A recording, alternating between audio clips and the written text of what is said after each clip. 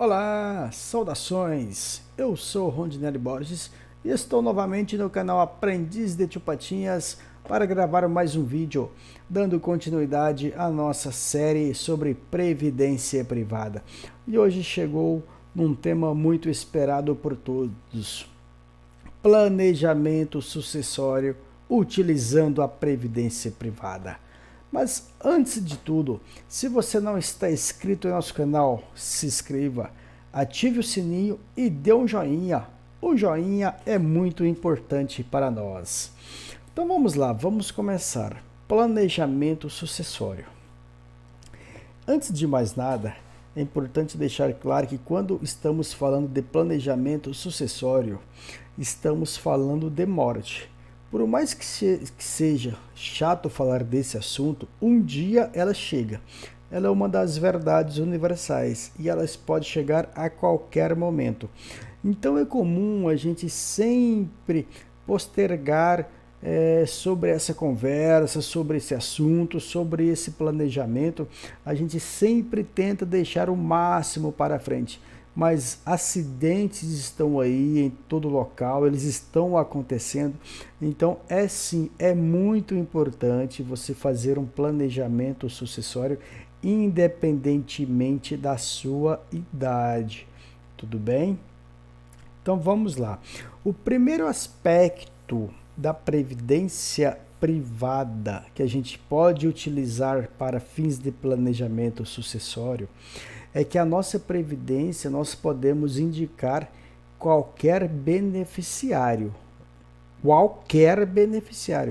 independentemente se seja herdeiro, aqueles herdeiros legais ou não, ou outros. Além de indicar qualquer beneficiário, nós também podemos indicar qualquer percentual para cada um dos beneficiários. Então vamos imaginar algumas hipóteses, né? São algumas exemplificativas que você pode utilizar como planejamento. Imagine que você tenha alguma pessoa, que você tenha uma certa afinidade, apreço, uma consideração, um afeto por essa pessoa e você queira retribuir, deixar algo para essa pessoa. Você tem duas opções: ou você faz isso enquanto vivo, só que aí pode dar ciumeira, pode dar confusão entre os herdeiros legais, ou você pode fazer um testamento, seguindo todo o ritual ali, todas as etapas do testamento, só que se ele for descoberto antes de nossa partida, né, para uma melhor, assim esperamos, também pode dar uma grande confusão entre os herdeiros legais, ou temos uma terceira hipótese da previdência privada. Podemos fazer uma previdência privada e incluir o nome dessa pessoa como beneficiária, inclusive o percentual que será destinado a ela. Como disse, pode ser herdeira ou não herdeira. Outro aspecto, outra situação que podemos imaginar. Imagine ali que seus beneficiários da previdência privada sejam todos os seus herdeiros legais. Só que você imagina que um de seus herdeiros, ele tem uma dificuldade a mais que os outros. Então, você entenda que é necessário deixar uma parte de seu patrimônio maior para essa pessoa que se encontra em maior dificuldade. Então, mesmo que todos sejam herdeiros legais, você pode estipular um percentual maior para esse beneficiário.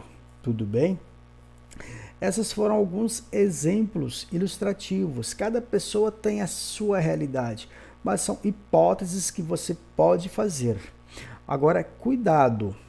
Se você fizer isso com grande parte de seu patrimônio, e os herdeiros legais sentirem prejudicados, eles podem questionar na justiça, tudo bem? Outro aspecto bastante interessante para fazer um planejamento é que ele não entra no inventário. A previdência privada, ela não entra no inventário.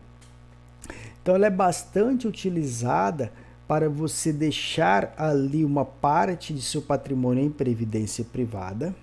E aí mais ou menos você já tem noção de quem administrará o inventário, pois o custo do inventário é alto, é custoso, e você já determina uma parte para essa pessoa para ela tocar o inventário, pois a seguradora de sua previdência privada, em até 30 dias, ela deposita os valores nas contas dos beneficiários. E hoje um grande transtorno é a questão do inventário, pois como ele é muito alto, muitas pessoas não têm o dinheiro necessário suficiente para bancar o inventário, que são altas custas de cartório, custas com advogado. Então chega nesse momento, além da pessoa já estar com aquele baque de nossa partida, a pessoa ainda tem que ficar lidando com isso. Então ela não tem muita cabeça nesse momento. E aí ela começa a dilapidar o patrimônio, pois como ela não tem custo para tocar o inventário, ela começa a vender o patrimônio a preço de banana para, no mínimo, tocar o inventário.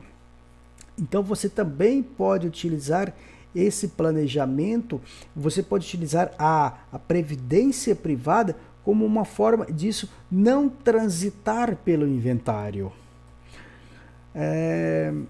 Outra questão aqui do planejamento que temos que ter ciência é que quando a gente faz uma previdência privada, a gente vai ver em vídeos futuros a modalidade do imposto de renda. Se tabela regressiva ou progressiva. Se optarmos pela tabela regressiva, nos 2 primeiros anos a alíquota do imposto de renda é 30%. Nos 2 subsequentes, nos terceiros e quarto anos, nos 2 primeiros anos a tabela do imposto de renda é 35%. Nos 2 subsequentes, terceiro e quarto, a tabela do imposto de renda é de 30%. Somente no quinto ano que a tabela do imposto de renda pela modalidade regressiva que cai para 25%.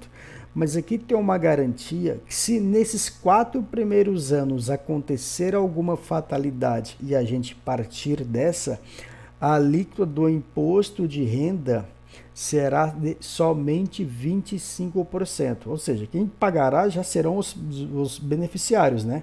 Pois já teremos partido. Uma outra questão que a gente tem que ficar atento também é que a previdência privada ela tem 2 períodos. O primeiro período que a gente costuma chamar é o período de acumulação. É o período enquanto nós estamos fazendo aportes, que pode ser aporte único, aporte periódicos ou aportes esporádicos.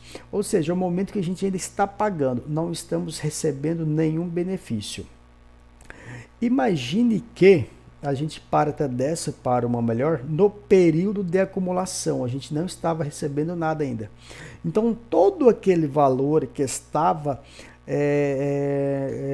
armazenado em nossa conta no período de acumulação, ele vai todo para o beneficiário, com a incidência de ITCMD. ITCMD é um imposto de transmissão, causa, mortes e doação. Ele é um imposto estadual. Agora, antes disso, o primeiro período, então, é de acumulação. O segundo período é o período de renda, ou seja, é quando nós paramos de usufruir e estamos recebendo a renda de tudo aquilo que nós aportamos por vários anos. Ou seja, e quando você vai passar do período de acumulação para a renda, você tem que optar se você quer receber por um período determinado. O que é isso? Imagine que você aportou todos os seus aportes e no final dos seus aportes tem ali R$1 milhão, R$100 mil, independe do valor. Vamos trabalhar com R$100 mil. E suponha que você decida, não, eu quero receber esses R$100 mil por um período de 10 meses. Você imagina que viverá apenas 10 meses. Então a seguradora, ela te falará, então nos próximos 10 meses eu te pagarei 10 mil reais. É assim que funciona. Se a sua morte ou a nossa morte, né, acontecer nesse momento, se a gente fizer a opção por período determinado e a gente morrer antes de acabar o saldo, o valor restante vai para alguns beneficiários. Aqui é importante que alguns estados já estão tributando também pelo imposto de transmissão, doação e causa-mortes. Alguns estados ainda não estão utilizando essa tributação, mas a tendência é que todos tributem.